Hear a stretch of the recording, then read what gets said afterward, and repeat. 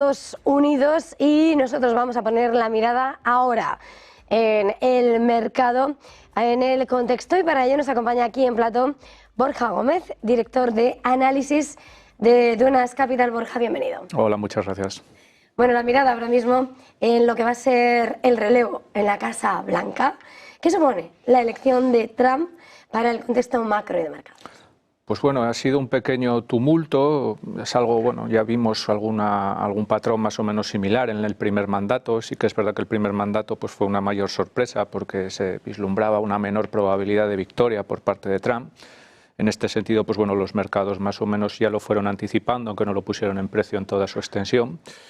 Y sí que es cierto que en el contexto macroeconómico, pues bueno, supone un cambio bastante evidente respecto a las reglas del juego que han venido prevaleciendo a lo largo de los últimos años y concretamente con la administración Biden, ¿no? Básicamente podemos decir que el panorama de Trump o las líneas básicas de Trump se fijan en tres pilares fundamentales. En primer lugar, los famosos aranceles. En segundo lugar, una política inmigratoria más restrictiva, y en última instancia una política fiscal que se presupone más expansiva, pero donde no sabemos exactamente cuán expansiva puede llegar a ser.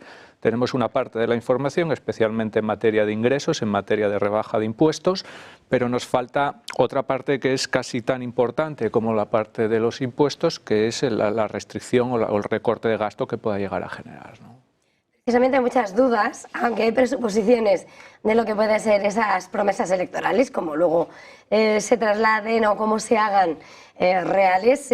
¿Cuáles son esas potenciales, por lo tanto, implicaciones inflacionistas de esas medidas que se suponen, como decías, de esas líneas de actuación en aranceles, migración y fiscalidad? Bueno, básicamente, como bien dices, esas tres pilares, esas tres pautas, tienen un común denominador, que es la inflación, en mayor o en menor medida y en diferentes cuantías, por decirlo de alguna forma, ¿no?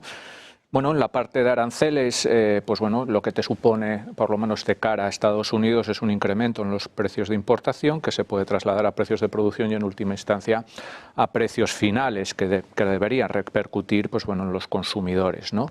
Es cierto que siempre y cuando solo estemos hablando de un efecto de one-off, el efecto inflacionista debería ser cortoplacista. No sé si moderado, pero desde luego sí cortoplacista, ¿no?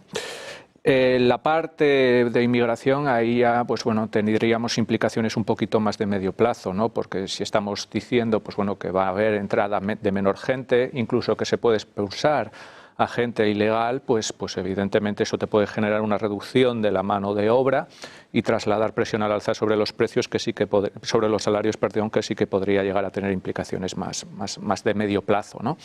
Y luego ya la parte fiscal evidentemente también puede llegar a generar presiones inflacionistas más estructurales, pero siempre y cuando estemos hablando de déficits relativamente elevados. Aquí volvemos a lo de siempre. Bueno, sabemos bastante claro qué es lo que quiere hacer con los impuestos, pero no sabemos lo que quiere hacer con los gastos.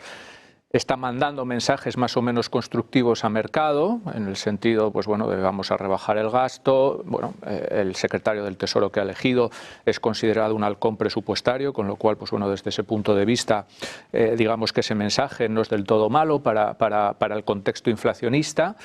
Pero falta ver un poco las acciones efectivas que se van a implementar, cómo se van a implementar y la cuantía de las mismas, ¿no? Hay dudas, muchas presuposiciones, pero ¿hasta qué punto entonces se puede valorar unos presupuestos moderados? Pues ahí está el punto. Si tomamos en consideración únicamente lo que sabemos a día de hoy, plantear un presupuesto moderado es muy complicado. De hecho, hay estimaciones independientes que te trasladan que las políticas anunciadas hasta ahora, estrictamente hasta ahora, te podrían generar un desequilibrio de unos 7,5 billones de dólares en los próximos 10 años, ¿no? Por lo tanto, ya digo, con las reglas del juego que tenemos ahora, eso, trasladar presupuestos moderados no tiene demasiado sentido. Ahora bien, falta la otra parte. En el momento en el que sepamos la otra parte, podremos valorarlo. Mi percepción, evidentemente que 7,5 trillones no es el escenario base en el que uno pueda trabajar, Pero sí es verdad que probablemente tengamos algún tipo de, de desajuste adicional, básicamente porque el recorte del gasto que sería necesario sería bastante intenso, y para recortar ese gasto vamos a tener, se tendrán que tocar partidas muy sensibles, en el sentido de defensa, en el sentido de salud, de seguridad social, etcétera, etcétera. Eso tiene un coste político muchas veces cuando se toca, entonces habrá que ver hasta qué punto eso es factible o no, ¿no? Sin lugar a dudas, la victoria de Trump marca, ¿no? Es totalmente, ya deja huella, simplemente Sí. la sombra de lo que va a llegar. ¿Qué riesgos genera en la lectura viendo a otros países y en concreto en la eurozona? Bueno, el primer riesgo y más evidente es la parte de los aranceles, ¿no? Y en esto, en el contexto macro, sí que es verdad que zona euro, pues bueno, no está posicionada especialmente bien. Al fin y al cabo, pues bueno, existe la posibilidad de que se apliquen aranceles directos a las importaciones de la Unión Europea a Estados Unidos, lo cual ya tendría un impacto negativo.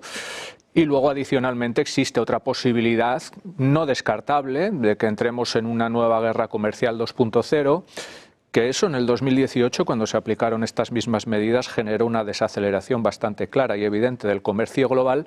Y ahí, evidentemente, también la Unión Europea y, por qué no decirlo, Alemania, pues bueno, tendría bastante que perder, porque son países que su crecimiento bebe mucho de lo que son las exportaciones y del saldo neto exterior, ¿no? Entonces, en ese sentido, evidentemente hay un impacto negativo. Y luego, en impacto de mercados, volatilidad.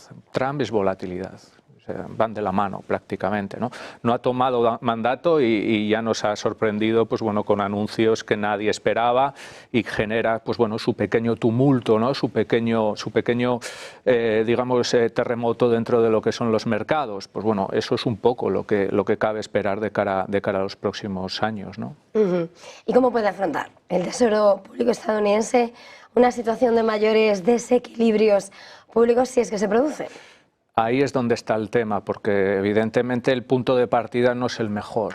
Normalmente, pues bueno, si quieres plantear un contexto de gasto, pues bueno, relativamente importante, como por ejemplo pasó en la pandemia, aunque en unas condiciones evidentemente totalmente diferentes, lo que se tiende a hacer es emitir mucha deuda a corto, pues bueno, para de alguna manera pues afrontar el shock de forma un poquito en mejor posición, ¿no?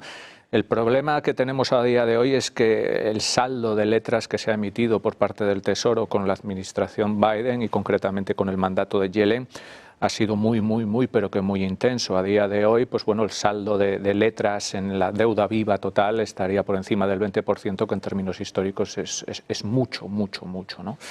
Entonces, claro, mantener esta dinámica en el tiempo parece que no es del todo, no sé si razonable, pero desde luego genera riesgos. Eso hay que tenerlo en cuenta, porque si seguimos emitiendo a corto, va a llegar un momento en el que vamos a tener que afrontar una cantidad de vencimientos de deuda bastante importante.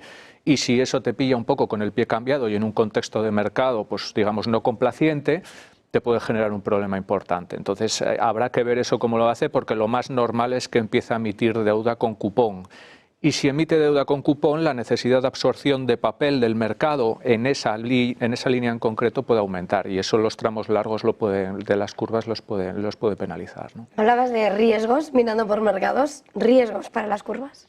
Precisamente a día de hoy, pues bueno, los mercados van por miniciclos, por decirlo de alguna manera. Ahora estamos en un contexto, pues bueno, de relajación, que está muy bien, porque bueno, para la valoración de las carteras, especialmente de deuda pública, pues bueno, no es un contexto negativo, pero no cabe señalar, especialmente en los tramos largos de las curvas, que no caigamos en la complacencia, por decirlo de alguna manera, porque sí que es verdad que los riesgos en esta parte, pues bueno, son importantes. Hay que tener en cuenta que las pendientes, tanto en Estados Unidos como en zona euro, las pendientes de curvas que hay a día de hoy, son anómalas, son curvas muy planas, hasta hace poco muy invertidas, y lo normal es que, pues bueno, que esas pendientes tiendan a aumentar. Existe el riesgo de que una de las razones que gestione o que genere ese incremento de pendientes sea el tensionamiento de los tramos largos, porque sí es verdad que en algunos casos están bastante bajos. Entonces hay que ser bastante precavido con esa parte. No porque los bancos centrales bajen tipos de forma más o menos agresiva, tenemos que tener unos tramos largos que se relajen. Existe la posibilidad, y de hecho ya lo estamos viendo, de que el movimiento sea incluso contrario. ¿Hablamos de los riesgos para las curvas en las bolsas? En las bolsas, pues bueno, estamos un poco en las mismas. Sí que es verdad que en Estados Unidos concretamente, pues bueno, estamos en un escenario de encarecimiento muy claro y muy evidente, ¿no? El mercado está descontando, pues bueno, unos crecimientos de los beneficios francamente importantes y bueno, no sabemos hasta qué punto esos beneficios pueden llegar a cristalizar o no, pero siempre existe lo que los analistas llamamos riesgo asimétrico, ¿no? Cuando todo el mundo está en un lado, el riesgo es pues bueno, que algo se rompa y todo el mundo va a tener que ir hacia el otro lado, ¿no? Y en ese sentido, pues bueno, el riesgo de caídas pues está ahí, entre otras cosas, porque las valoraciones son muy exigentes. Estamos hablando, ya digo, de un entorno que se está descontando francamente positivo, que existe el riesgo de que no se pueda producir. En zona euro, pues bueno, estamos en una dinámica un poquito diferente. La carestía no es tan evidente, pero sí es verdad que zona euro, pues bueno, presenta unos problemas estructurales que están permeando ahora mismo en términos de crecimiento de forma muy clara y muy evidente. Y eso, pues bueno, también genera un cierto pesimismo respecto a la capacidad de generar beneficios por parte de las empresas, más allá de que evidentemente el grado de carestía es sensiblemente menor que en Estados Unidos. Pues Borja Gómez de Dunas Capital, ha sido un verdadero placer. Muchas gracias. Gracias por estar aquí en Negocios Televisión. Feliz jornada, feliz negocio. Muchas gracias.